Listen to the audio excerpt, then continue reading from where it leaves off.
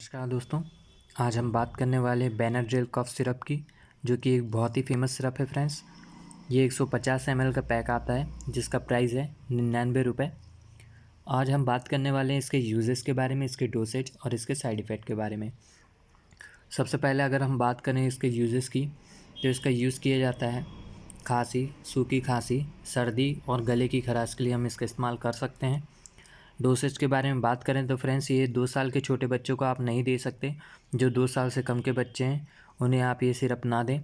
अगर हम बात करें इसके 2 से 5 साल बच्चों की, तो इसे आप आधा चम्मच दे सकते हैं। अगर 6 से 12 साल के बच्चे के लिए अगर आप इसे दे रहे हैं तो ये आप 1 स्पून दे सकते हैं, और जो 12 साल से ज़्यादा के रहते हैं उन्हें आप 2 चम्मच प्रतिदिन दे सकते हैं। अगर इसके हम साइड इफ़ेक्ट के बारे में बात करें फ्रेंड्स, तो इसके साइड इफ़ेक्ट आपको हो सकते हैं उल्टी, घबराहट, ऊँघना, चक्कर आना, पेट दर्द और सिर दर्द। फ्रेंड्स, ये बहुत ही माइनर कंडीशन में होते हैं, हर कंडीशन में इसके साइड इफ़ेक्ट देखने को नहीं मिलते हैं। अगर हम बात करें इसे गर्भवती महिला को दिया जा सकता है, तो जी नहीं फ्रेंड्स, इसे नहीं दे सकते। अगर आपको फिर भी इसमें कोई क्वेश्चन है तो आप अपने डॉक्टर से रिकमेंड कर ले, उसके बाद ही इसका इस्तेमाल आप कर सकते हैं। अगर इसका हम बात करें कि इसका लीवर में कोई प्रभाव पड़ता है कि नहीं, तो इसका लीवर पे कम प्रभाव पड़ता है फ्रेंड्स। अगर हृदय के बारे में बात करें तो हृदय में भी इसका कोई प्रभाव नहीं पड़ता है।